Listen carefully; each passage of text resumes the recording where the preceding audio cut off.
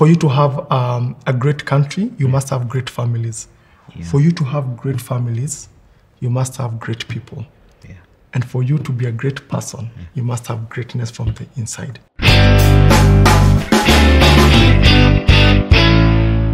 Yes, karibuni sana. So if you're joining us today, then it means e-space we may understand to class. And so welcome to this class we're calling Becoming CEO.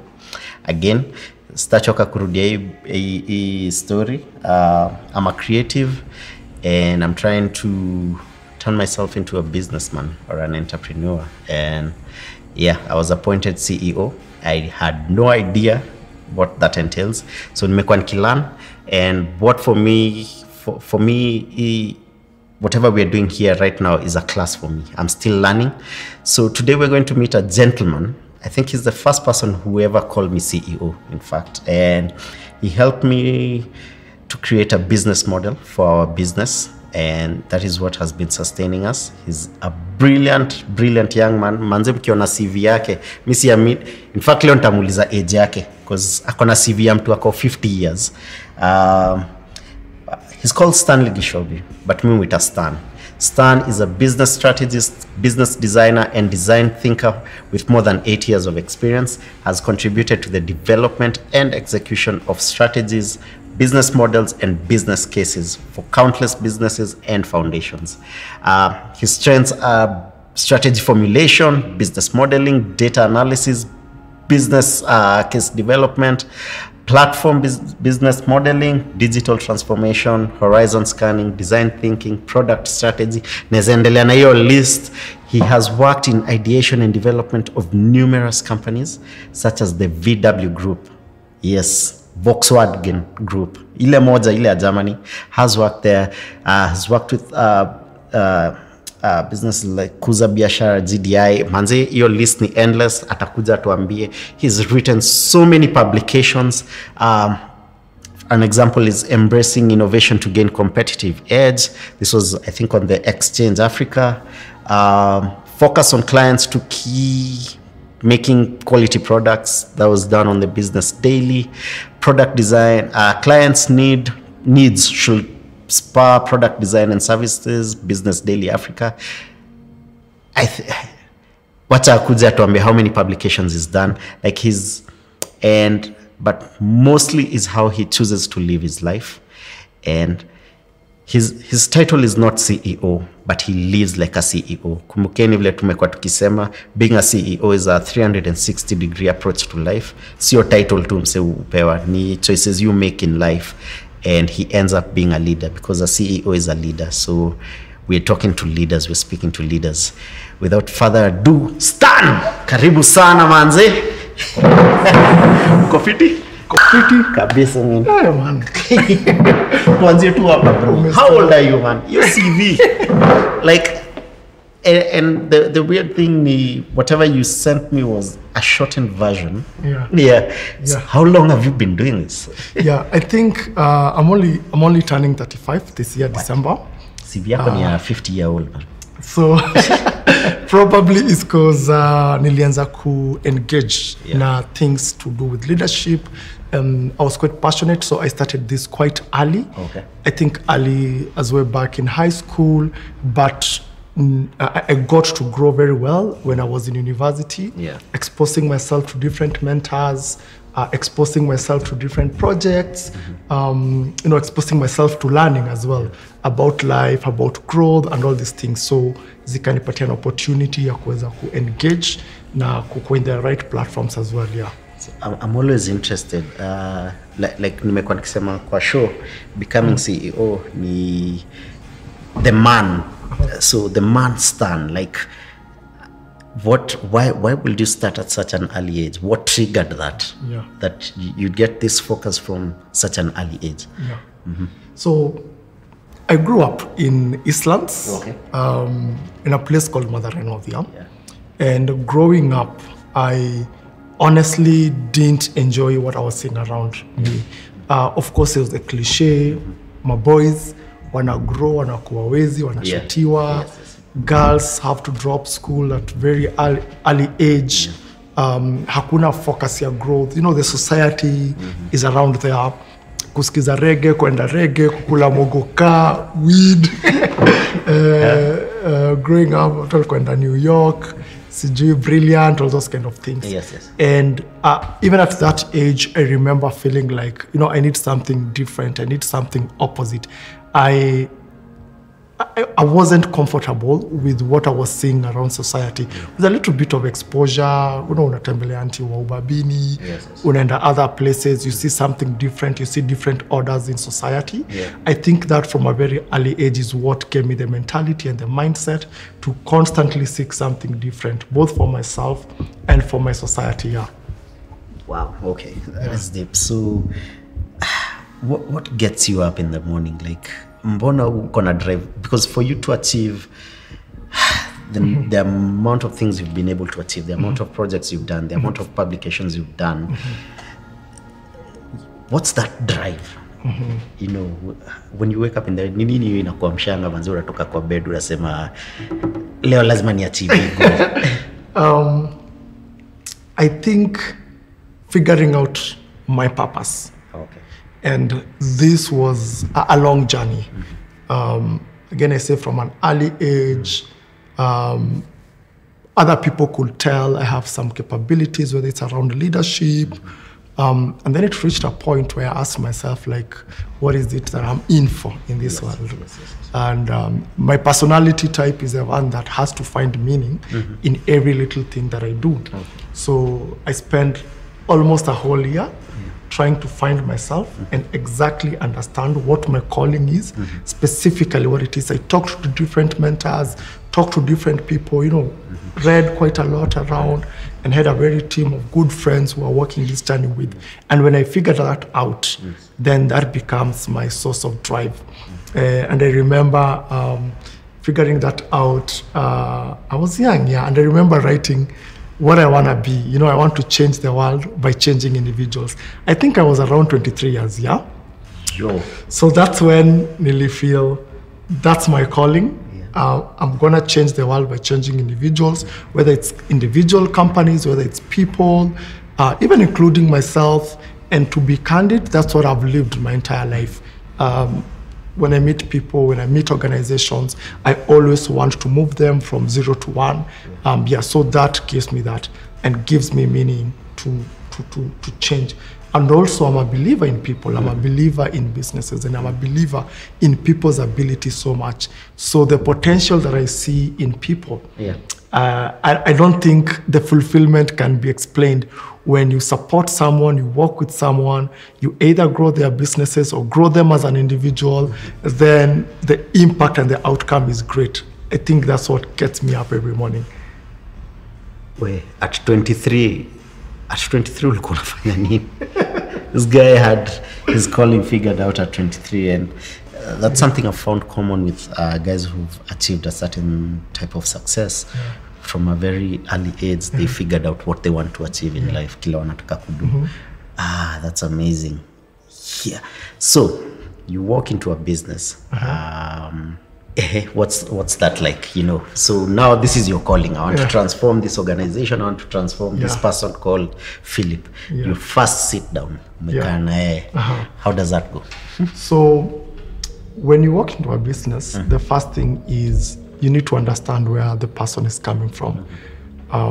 What is driving them to be in business, why they are here, and what inspirations they got. And even mostly, even very more important, the experiences that they've come along the business. This really shapes your understanding into the person's aspiration.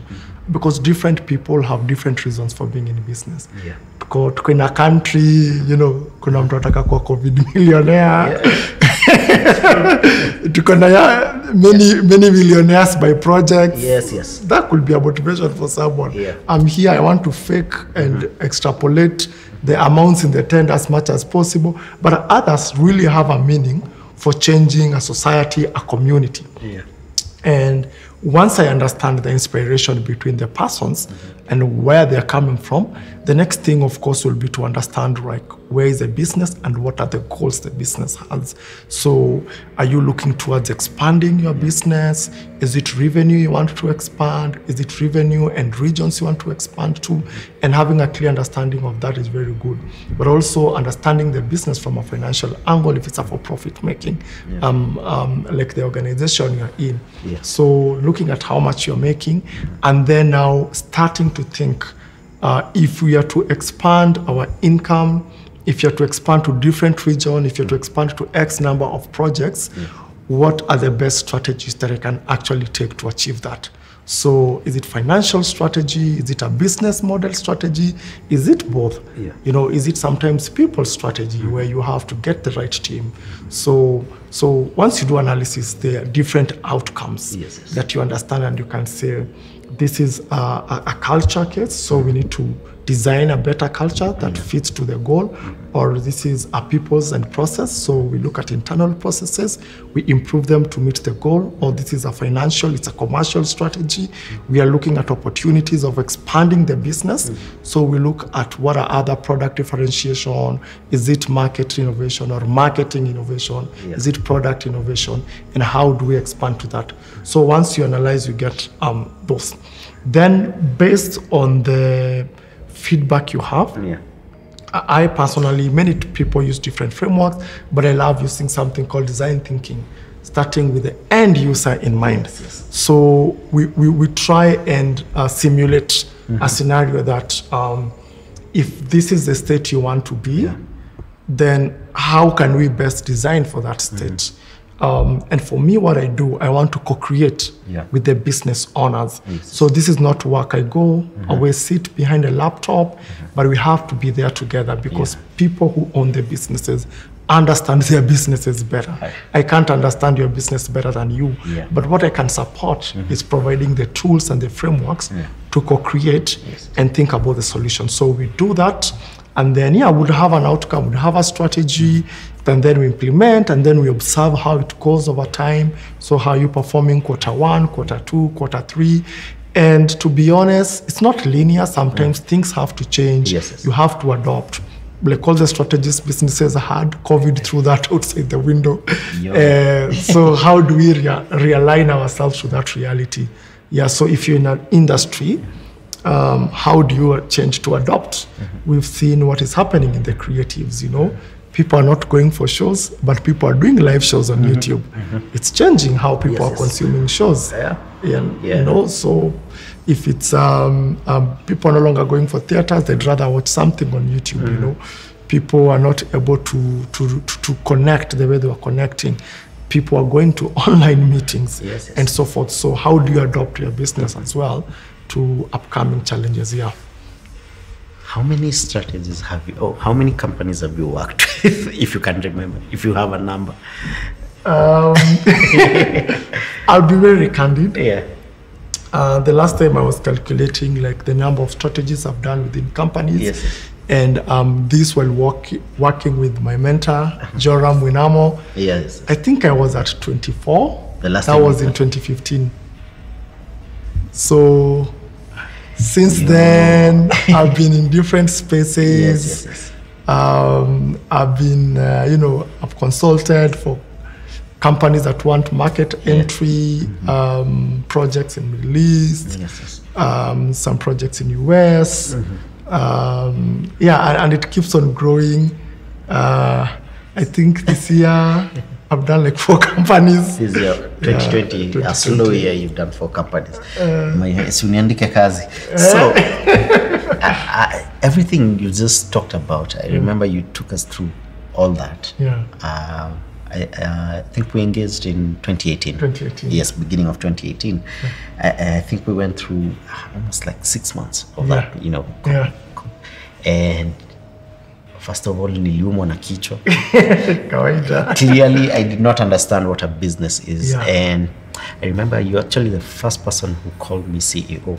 And you said, Philip, now where you are at, you're now transforming. You're moving from being on the ground, doing the creative work, to impact on a higher level, on a larger scale.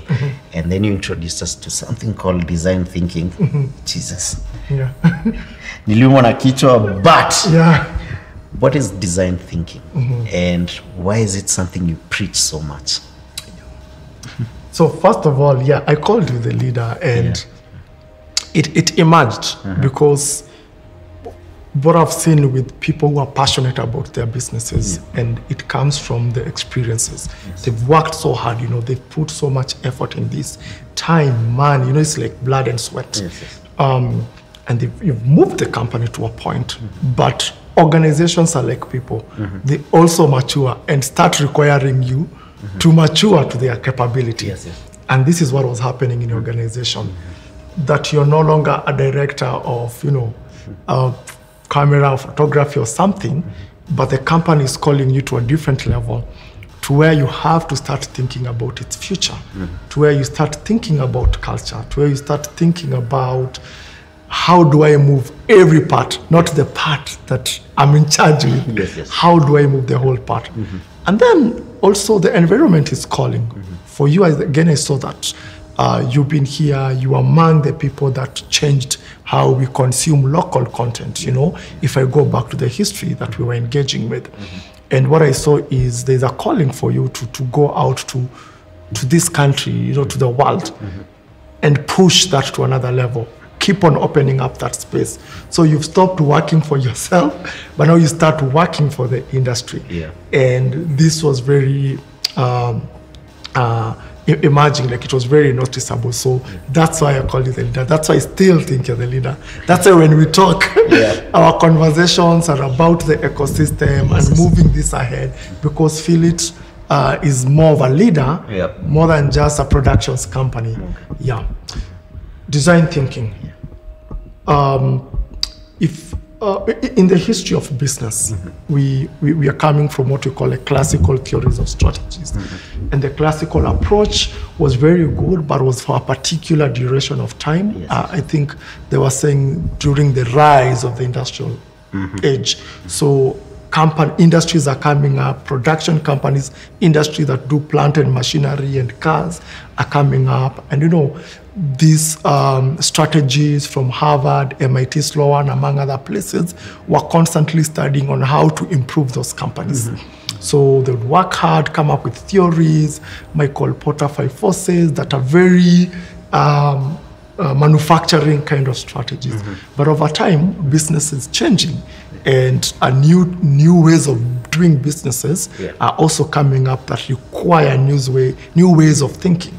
And the reason I love design thinking is because it's saying we will not come with a set of things that are prefixed. We will be on the ground, and based on the reality of the ground, try to come up with solutions. So for example, social media was not a thing 20 years ago. You know, the only way we would socialize was through basic internet. You open an email. In 2000 and that, like, you've really seen far. Before that, we didn't have YouTube. We didn't have Netflix. Like, things were very different. But now things have changed. We are in the digital age, you know. There's a lot of transformation that has happened digitally in terms of thinking, in terms of products, in terms of services. And for you to design a business design, a strategy design, you can't use tools that were being used in the 70s. You have to be very in turn and in tune with the unique nature of the business. So the question people ask, you know, is Uber is a what? Is a taxi company, right? But doesn't own a single car. 10 years ago, 15 years ago, the leading taxi companies had fleets of cars. So Uber, things are really changing. Amazon, it's the same biggest shopping. But it doesn't own. It doesn't own a shop. Airbnb doesn't even own a single hotel. So it's the biggest accommodation provider. Exactly. So still very curious on what makes someone like you this successful, and all leaders all over the world, what makes them successful. And as we continued chatting, I realized design thinking for you was not just about businesses. You also design think your own life, personal life. In fact, You introduced me to doing a business model canvas for myself. Exactly. Bro, have you done a business model canvas for yourself? Why would you torture yourself like that? It's not torture. Yeah. Again, it depends. So let me start. So different people have different interests. And one of my interests is like figuring out the human being and the concept of greatness for a human being. Like it's something that really, really amazes me. Yeah. And even earlier on, before I knew these things, I remember in high school, I was fascinated by Socrates or Socrates, depending on where you went to school. And he was a philosopher in early Greece. And he was so passionate about interrogating people's thinking, people's ideals of life, people's motivations of life. And from that early age, I really captured that interest of figuring out myself as a person. What in whatever I'm exposed to, what would work for me and what wouldn't work for me. So that was the beginning of that. And even growing, listening to a lot of content, you know. Again, in my early 20s, and I'll be very candid, I'm not trying to be humble. I spent my entire life reading 7 Habits of Highly Effective People, listening to Jim Rohns, listening to all these leadership speakers, and I really, really listened to them a lot. And everything they kept on saying, greatness, it's a function, it's an internal function. It's not an external function, you know. It's not something that comes in, it's something that you are in yourself, showing greatness, that then goes out and shows in the world. So that was the first time. And even before I did the business model, new canvas, I even remember, and I still have that diary, where I would sit and design my life and say, by the time I'm 30, I'd want my life to look like this. What do I need to do to get there? So that's how I started. And every year, so I have 2 things. Every 10 years, I have a strategy for 10 years. So I've just finished the first 10 years. I'm in the process of planning for the next 10 years. And it's not been easy because you have different options. Planning you want to personal life. Yes. All right. And so I started there and I actually did my 10-year plans and I achieved most of the goals. And funny enough, including working in Germany. And when I was writing, I had no idea. Hata singe speak German. Hata sikuwa na idea vile mtu uenda German kama na need visa. But I really, really wanted to do that. And I wrote those goals in specific and I really pursued them. And what I'm learning and how I'm designing myself is I need to look at myself as a business. If I was a business, how would I operate? What will be my value proposition? Then for me as Stanley, what is the value proposition I'm offering to my community, to the world, and to the people around me? And if I don't have a clear value proposition I'm offering, then I shouldn't complain when people don't take me seriously. Just for our audience, value proposition, what is that? So value proposition ni, what is that unique thing ile una offer? So in a business, each business seeks to offer something different from the other. That's what we call the value proposition. What cuts you apart from the rest. Yes, kama uko na kibanda yako kuna time kwa itagwa sosa. Hiyo ndio value proposition. Ukikama unapewa sosa and people would come cause kuna piano sosa and it keeps on improving. Sasa wewe sosa yako kwa life ni nini, you know? What is that extra thing? Ile niki-interact na feel, niki-interact na person X, nasema honestly, umse na stand out na hii na I'd love to engage. So finding your value proposition and then understanding how you can live out your value proposition. It's something that you need to model within yourself.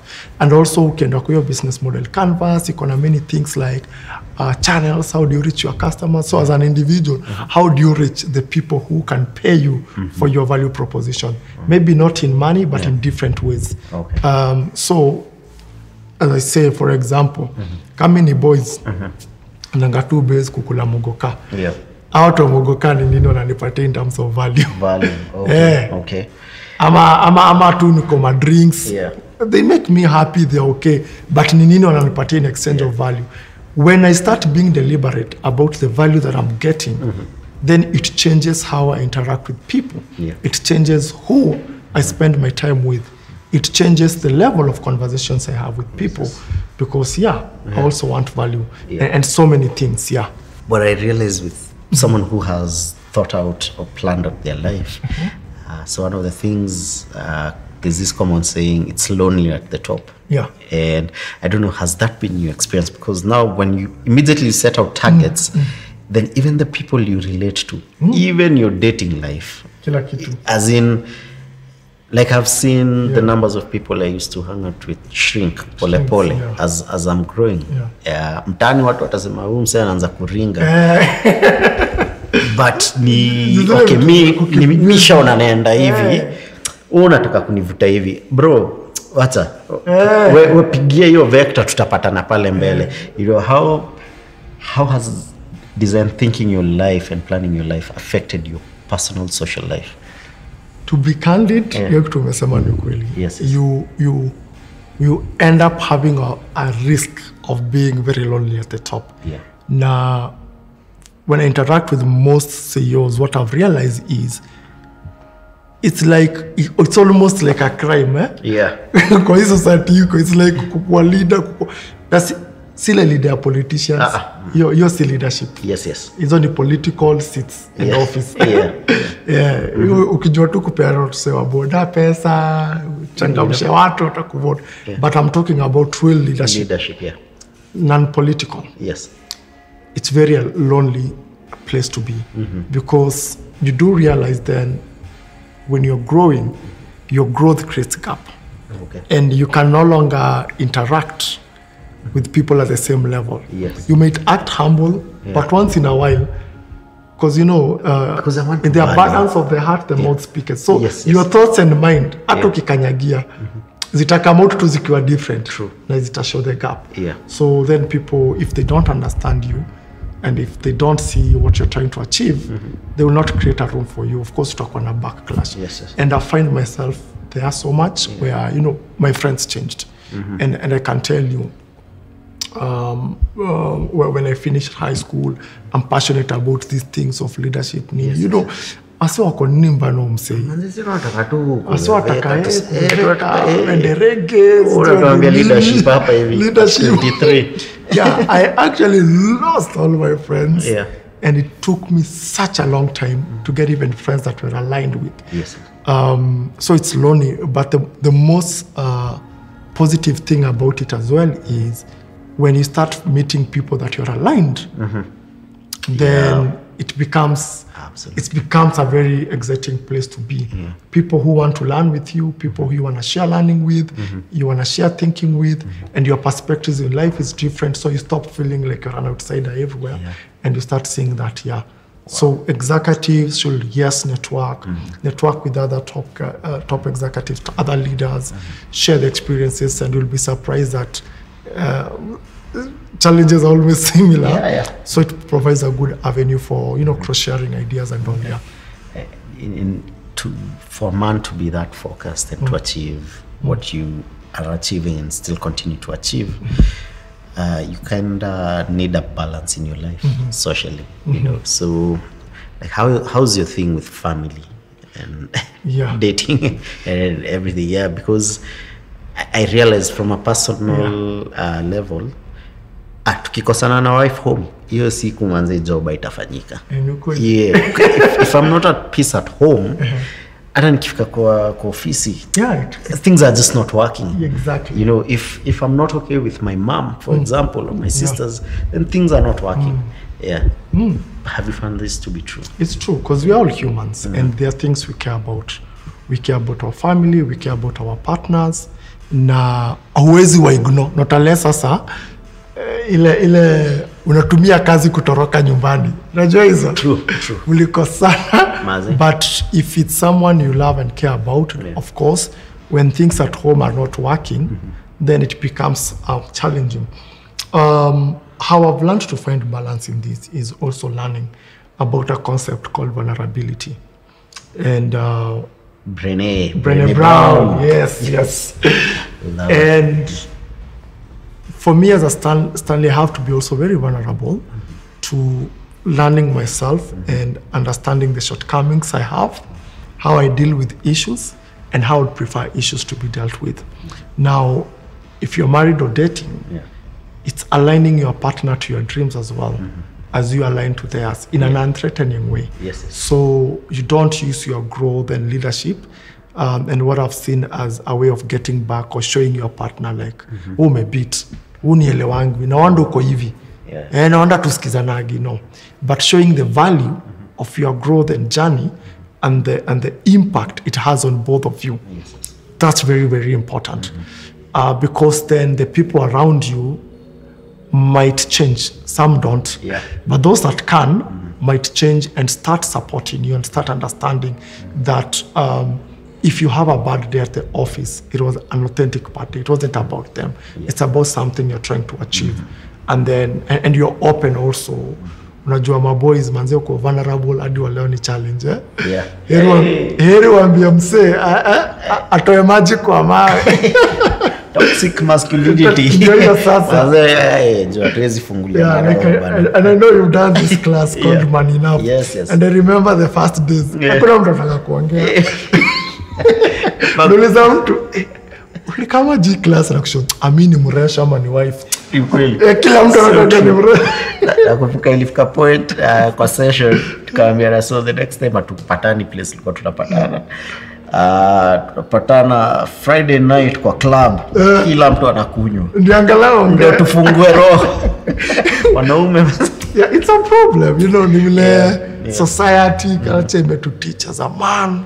Lazima ukue usishow ati usikue vulnerable, ukue tu mzee. Simba kwa nyumba ukiingia vitu zinakuwa in order. But you can't be like that and then complain that the people that love you are making it hard for you because they feel threatened. You know, be vulnerable, be open. You are not above reproach also as a person, you know.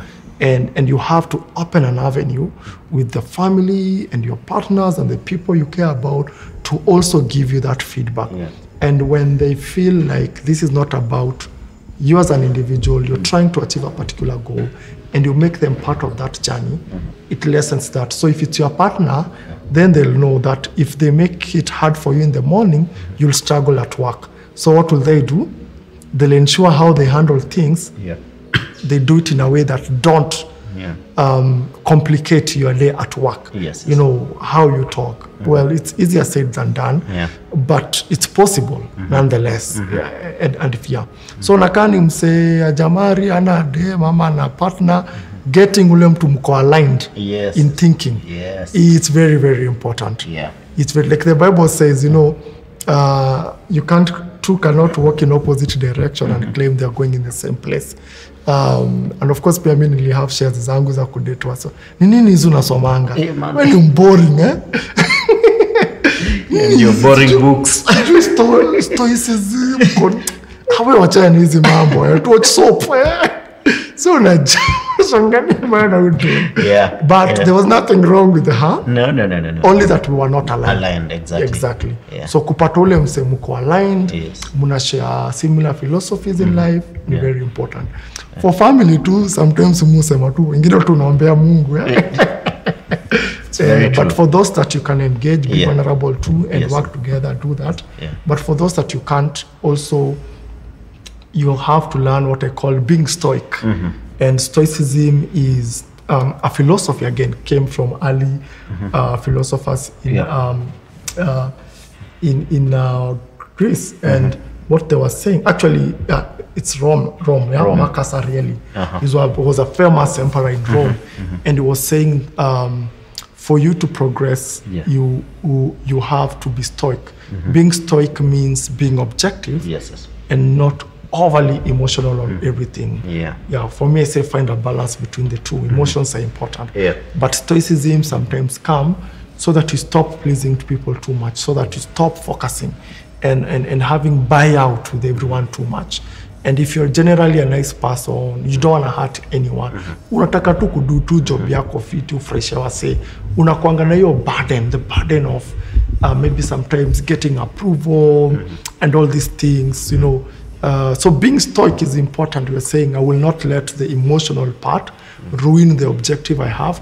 I will keep to the course na tutadili nayo objectively, you know. Kama tusikizani, if we can't get a place to sit and talk, I will not lack sleep because of that. I will not stop pursuing what I am just because umenikata kuniongelesha.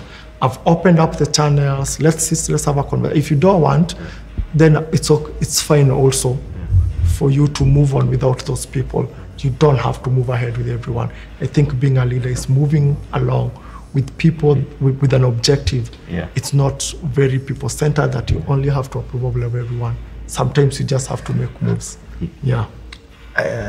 You brought about stoicism and vulnerability, and you actually got me onto vulnerability as a leadership style in any organization. And it was a very interesting concept because unajua kawaida manze, if you're doing a business meeting manze, you're not talking about vulnerability. And you introduced me to it. I was like, okay. And you know, how is vulnerability important in an organization? You know, for me personally, how I've used it is like I admit to the people that I work with in my organization that I don't know about this. So for example, even the team right now behind here, juzi wameitwa adolescents, wamejam because they're 24 years and below. And I make sure manze kuna daktari alituambia adolescents ni up to 24 years. Bado wamekata watakanyo but because I am in the creative world, and the most important thing for me is communicating. So ndilisha kubali mimi manze hii lingo mnaongea mbogi genje na mimi sielewi. Ngumi mbwekse. And when I'm doing a show or a project that the target is very young people, I let them take the lead. I tell them, by the way, I only know this bit. I don't know this much, and niaje abu nifunzeni. So sometimes I sit with them and they teach me. Ananiambia, bro, nyinyi mnajua tu Facebook na Instagram. Buda kama nikuonesha mashimu. Manze kuna apps zingine sijaisikia. Unajua? I'm like, oh God, me I'm in this bubble. Uko Facebook is the best thing that has ever happened, man. Ukikutana na msona uko FB. Hiyo ni ama sisi watu wa biashara uko LinkedIn. Unajua Instagram sasa hapo ndio. TikTok hata sasa imekuwa ni imekuwa commercial because there's so many other social media apps. And so just vulnerability, how is that important in an organization? It's very, very, very important in an organization. So the philosophy behind vulnerability is that human beings are afraid of two things. They're afraid of being guilty, and they're afraid of shame. True. So you're afraid of being told it is you who made this fail. Or what if you try and it failed? People hold you responsible for it. So guilt you drive wase kuact na kukanyagia. Shame pia ni honor. Alikuwa anajifanya najua na hata hajui. And most leaders are very scared of those two things. Very true. To be held responsible by your team, and to look shameful in front of your team. Mostly in terms like it's like you don't know. Awe unazaji kwa CEO na ujui. Na ujui ujui aji. So heri ugezi vitu hata zi make sense. Uneka tu vitu watu washanga nini mbana umse. Ha notice. And also now another level of vulnerability is on top of that, the people you lead. Do they trust you also, you know? And I know in our normal CEOs don't care about trust. They care about results. If you don't have results, you are out. Well, it's important. But results are also made by people that are within your team. So whole vulnerability. Google did a case to understand how do the most effective teams operate. What makes a team very effective. And one of the things they realize is something called psychological safety, where the team feels psychologically I'm safe. I'm not waking up to anxieties and worries at work. That is what made people give their best. Now, a leader who doesn't understand vulnerability can never provide psychological safety for their people. Very true. Because you elevate yourself to think you're above reproach. There's nothing new you can learn. You are a highest paid opinion in the house that if people say this, you follow. Yeah. Yeah, I mean, if you say something, people should follow without question. When ndio CEO, when ndio kusema, nini mbaya na nyinyi? Mimi nimeka kwa industry sijui miaka ngapi. Una kampuni ambia nini niwa hapa. Mbona unaniambia to market social media? Uko ni jokes watu wanakuaga nazo. You know, like uko na such a fixed mindset, you know, such a fixed.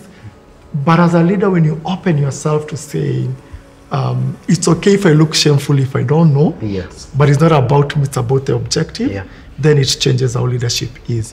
It's okay to be found guilty to have done something wrong, and then that's okay because it gives you an opportunity to improve. You open yourself to that. What happens is that your team trusts you more. They stop working for you and they start working with you for the objective. And when people start finding meaning in their work, they find a sense of community in their work. They know that I'm not afraid to try because if it doesn't work, I'll be judged. I will try, fail faster, succeed sooner. You know, and then nanakumbuka even your own story and how you grew. It was about trial and error. You used to tell me like you'll do clips. Na mjui kama huo mtu atazi-accept. Na mumeburn time. Na resources. Munafanya tu mkitry, you know. Zingine zina backfire. But zile zina do well. That is the environment you want to create for your team to be an innovative. Look at the most innovative companies, you know. Even here when Bob Collymore. And let me tell you something about Bob that I heard about his leadership. So when he came to Safaricom, kulikuwa na a lot of hierarchy. Ile kama ni manager, the rest shut up. So Bob came with something called two things. It's like you skip employees. So for you, your direct reports, you skip them, you go to the people who report to them. And people started spending time talking. Because if you're going to skip me and go to my junior, itabidi tukae down na yeye. Sasa zikaanza kuboil. Another thing alifanya ni alianza kumove watu departments. Sasa ati kuna watu department engineering walikuwa nazusha. Watu it's been 3 days. Booster turukana mbona ifanya you guys jokers. Wakaambiwa next time unaenda nao kwa field. So that you understand. Ukiwa kwa field una realize lori ilikuwa mionia wetu likichogi. Mechanic ako Kitale. Ameingia gari na chukua 12 hours juu barabara ni mbaya. What do you do? It shifts. And when I look at Safaricom, I admire it for a number of reasons. Not for Lisa, but but for a number of different reasons.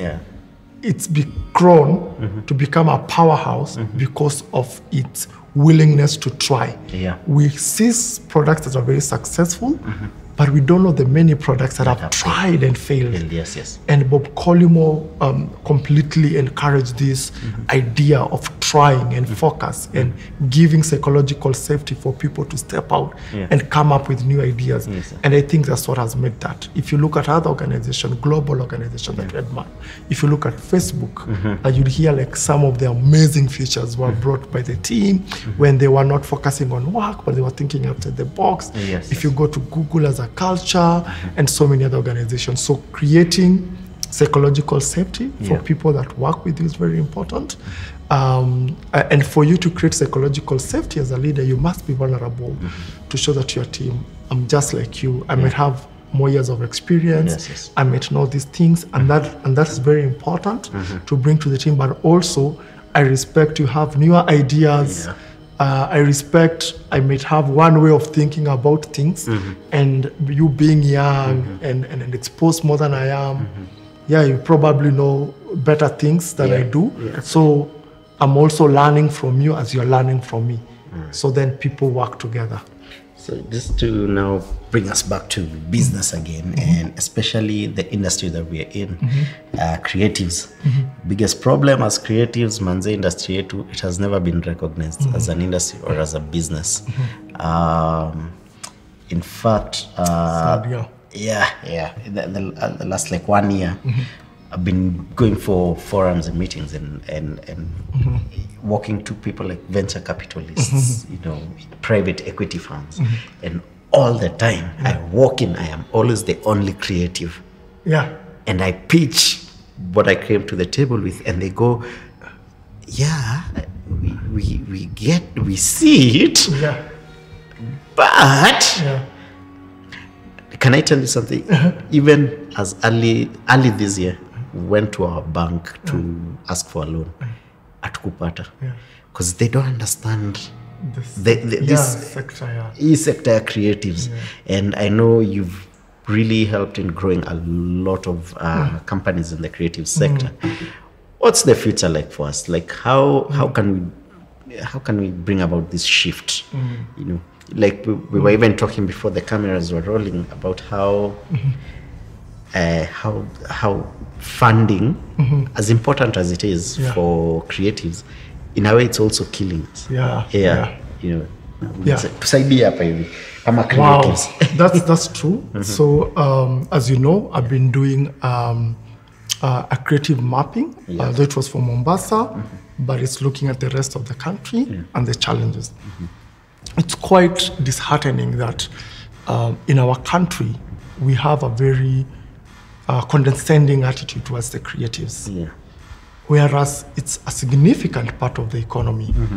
And lack of understanding on its value keeps on perpetuating the perception that kuact ni hobby.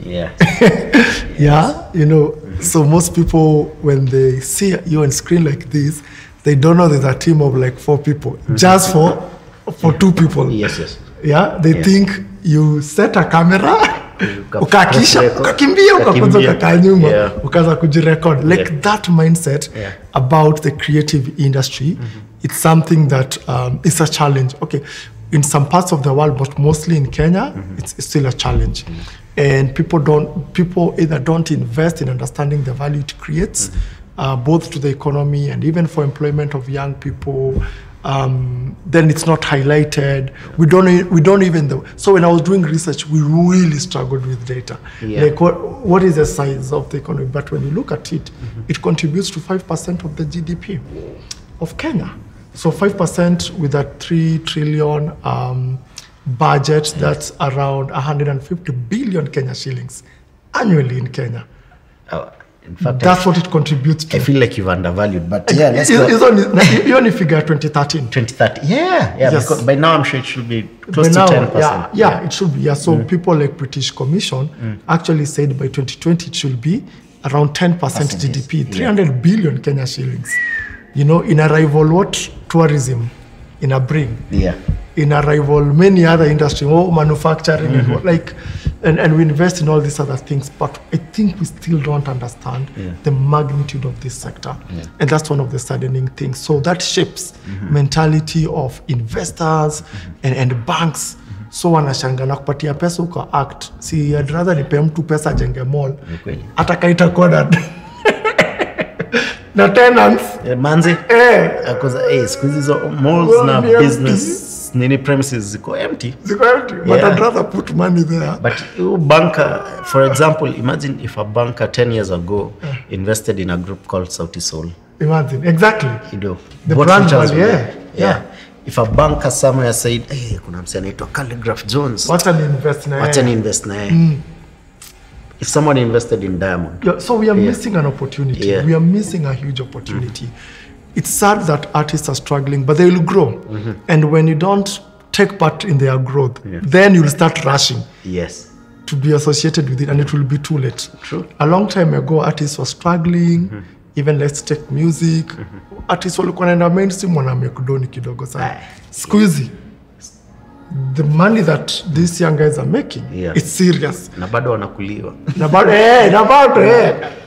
So kuna a lot of mess in the industry, bad policies. Me, I'll be very honest. In government, I usually feel like we have very incompetent people. Because how can you miss this opportunity? You know, wewe ndo unafaa kuona inform government of the value. Pale kwa parliament tunaambia watu, we are missing something here. That's another thing. But also, nili realize, even for artists themselves, kuna a lot of disunity. Like if you asked me which is the artist body, if I'm a serious person and I want to engage an artist body, kutakuwa ka that. Imekonika political parties. Mazi. But ukiangalia places kama Canada, kuna the Art Council. Ukiangalia places kama Britain, UK, kuna a council for artists that is recognized, supported, it's in charge of advising the government, it's in charge of ensuring artists are protected. If you go to Brazil, kuna strong movement.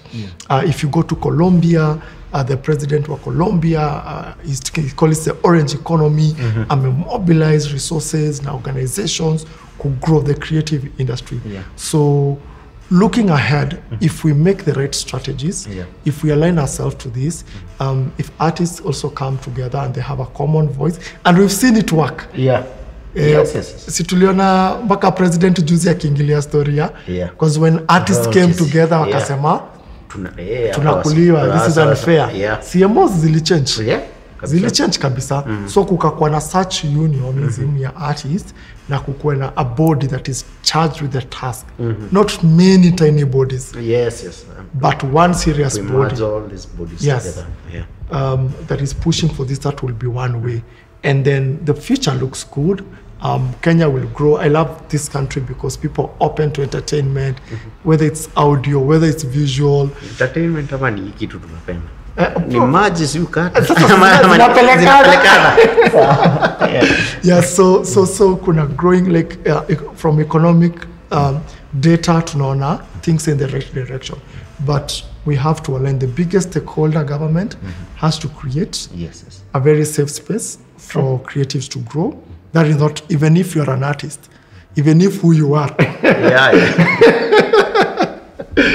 Kuna ile level uwezi pita as an artist because government has to act.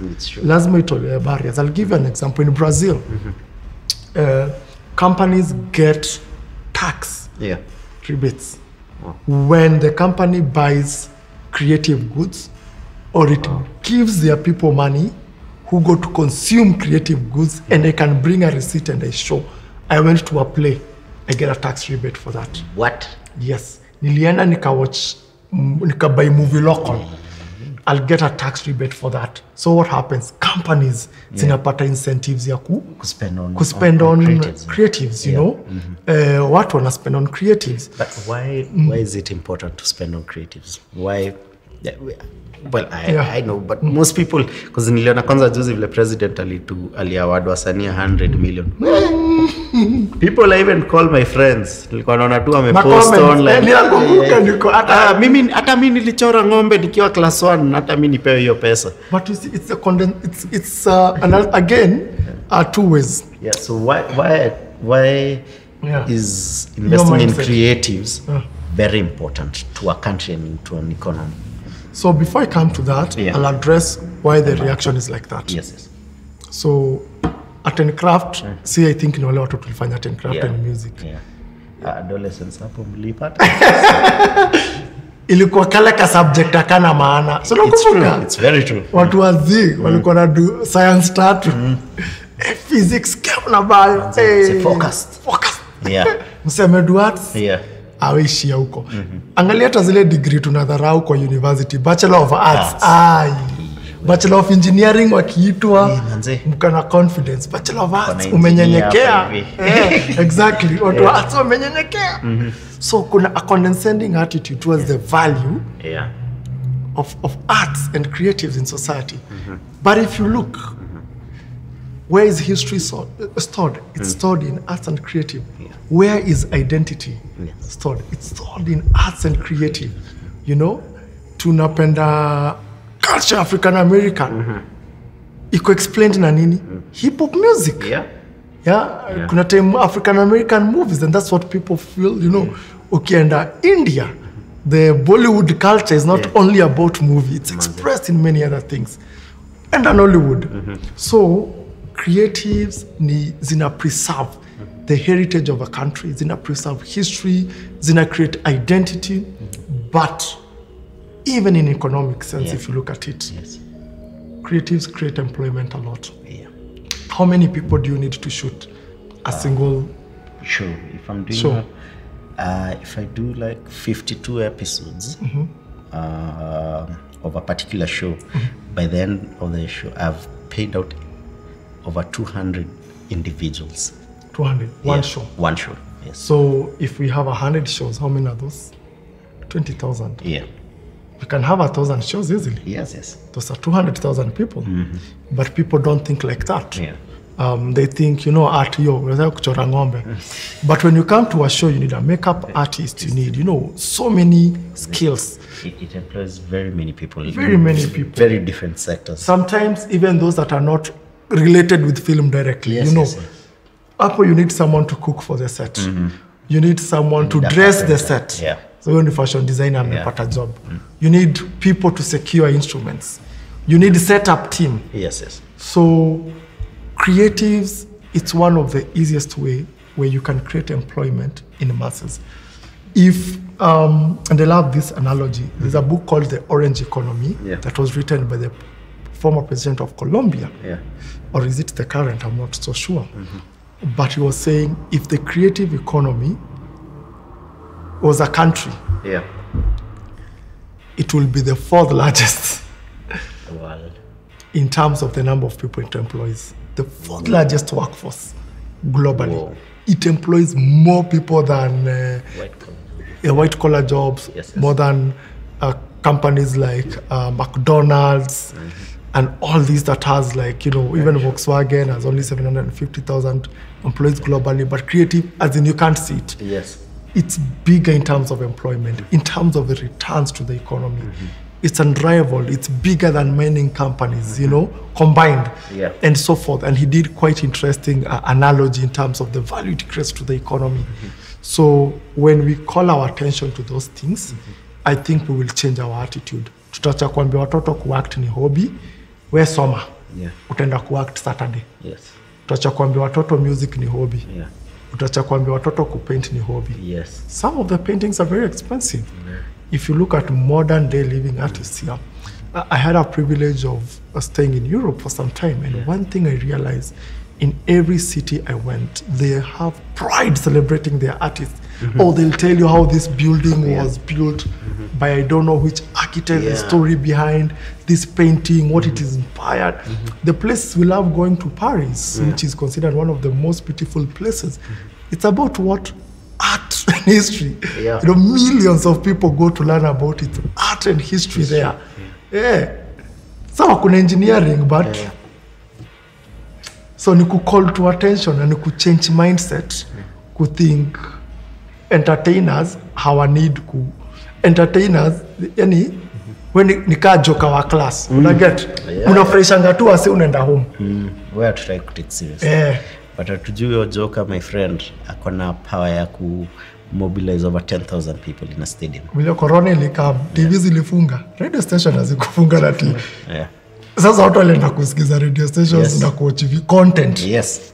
That's how important it is to a society. In fact, I remember getting into an argument with someone about your 100 million president. Akisema that money, artists don't deserve that money. Give that money to nurses and doctors in the medical. First of all, they didn't realize, but their artist was the least. The president had awarded like 30 other industries. By the artists was huku mwisho. Artists wakwangi. In fact, Kenya artists wanakuanga Ministry of Sports and Culture, and then under culture and heritage. Then kuna museum, and then kuna department kadogo ka arts. It's so condescending. And for him, his argument, the medics are doing a lot with this corona pandemic. And I said, if you want to have that conversation, then let's look at numbers between doctors and artists who've saved more lives during the pandemic. And what do you mean? Like, doctors and medics will deal with the corona patients who are in hospital. But all these posters, all these campaigns going around, all these adverts on corona are saving more lives than actual medics. Those are artists. So treat each nini with its respect. Medics are amazing, they're doing their job, but don't say artists are useless. No, it's very condescending. And I blame 844 for that kind of thinking. Because again, I'm saying 844. So first of all, 844 is a very colonial system.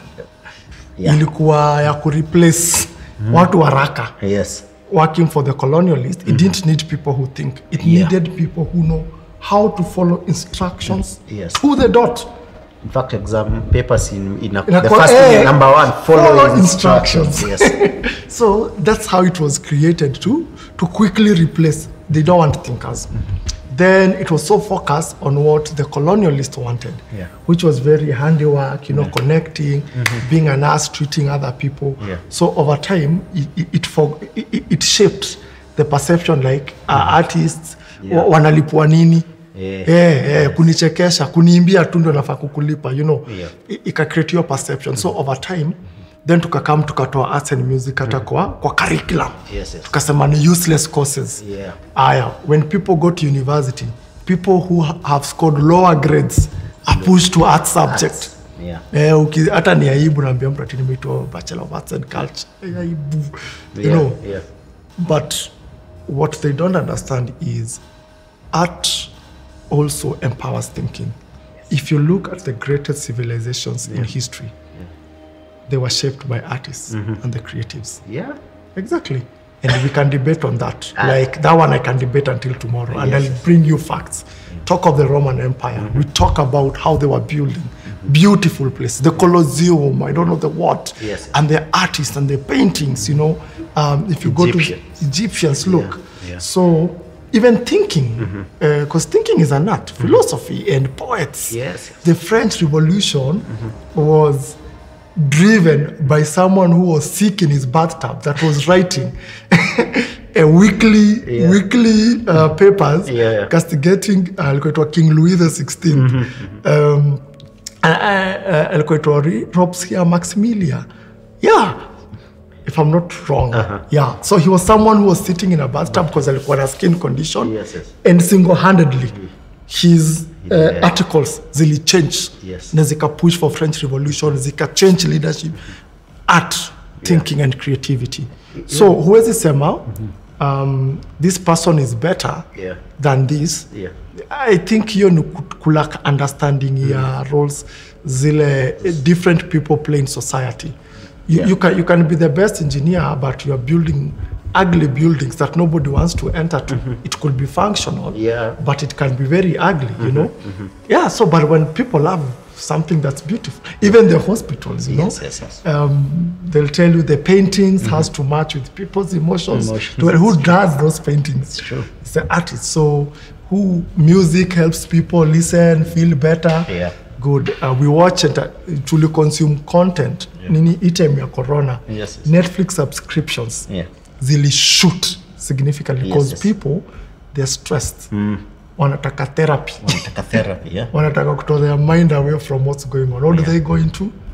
The creative. So I think your lack of understanding is it's something that but over time it will change. It's starting to change. Bro, najua hapa tunaweza ongea until kesho. Simanzi stories zetu azishangi. I just when we were talking about you just being a leader in your own personal things, like having a strategy. Sorry, we forgot to mention about health and fitness. Very important. Something weird I found with all major leaders in the world, they invest a lot in their health and fitness. Are you that invested? Because nakumbuka tukimit madhini. Ulikuwa tukimit gym. So it's true. What happened is was, as you say, running from one strategy to another, doing work. Then I actually realized I'm becoming slow. I don't have peace of mind. Unaanza kuhema ukipanda stairs. And now if you used to take longer doing a strategy, you would take half the time on a beat. And so nikaanza kuangalia the importance of, well-being. I call it well-being, which is both psychological and physically well-being. Is very, very important as a leader because it does not only build your body and gives you strength to deliver what you believe in, but it also works for your mind. So physical exercise, it's known science keeps on showing the connection between, being physically fit and investing in physical fitness to the quality of the output of your ideas. Then now we have another level of wellness, which is mental health wellness. And I think especially artists, hapo ndio wanaumianga sana, wana struggle sana na mental health. Look at the cases tuko nazo hata hapa Kenya of artists, of things that changed, and then, so also that is very important. So you can't invest in everything and not invest in the thing that gives you the energy to pursue everything. Yeah, exactly. That is very, very important. Watching what you eat, watching what you put in your mind. Now, you may have a big dream, but if your body can't wake up to go and deliver it, una lose. Na nakumbuka nikikupigia story. So what I noticed in Northern Europe, ilikuwa aibu. And people will confess. People who've had a privilege to go there will tell you. I realize outside there, people are so serious with fitness. Yes. What wanna clean? What wanna gym are some of the most profitable businesses. What wanna tembea, like people enjoy walking. It really challenged me. And it's true. Manze, if you look at very successful companies, I mean countries, actually, countries. Pia level yao ya health and fitness it's on another level. It's on another level. So hizi vitu mbili manze zipeleka success na health ya chana. Well-being. They can't. So ni story ku think they'll be too. But I think ni vile pia tumerontiwa here in Kenya that Buddha. Huyo ako juu ya kitu huyo. Huyo mse ni successful. Because hapa hivi tuko class. What is that mantra that works for you? And that is the last thing I want you to leave with my students. Juu sisi wote tuko class hapa hivi, when ndio teacher leo. That mantra that takes you through life and you'd want someone else out there to try it. Wow. So this week I was watching a documentary of a philosopher called Confucius. Confucius alikuwa China 2400 years BC. Na make China, philosophy zake ndio zime make China to be what it is today, to a way that it's becoming a superpower.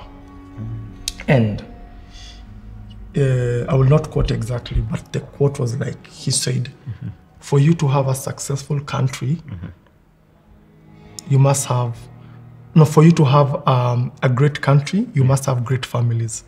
For you to have great families, you must have great people. And for you to be a great person, you must have greatness from the inside. And that's a character of not doing things because they're a reward, but doing things because you know the risk if you don't accomplish them. So if you fail at greatness, the repercussions are worse than the opposite, the reward. So for me, hiyo ndio kitu nimekuwa nikirilearn, that greatness, it's internal. It's not necessarily the things we see. It's not material wealth. It's not, big cars. But greatness is what you do with yourself. That nobody else is seeing. That integrity. Na kulive na hiyo spirit ya greatness. Na ukiamka morning, unaamka na hiyo spirit of greatness. How you treat people.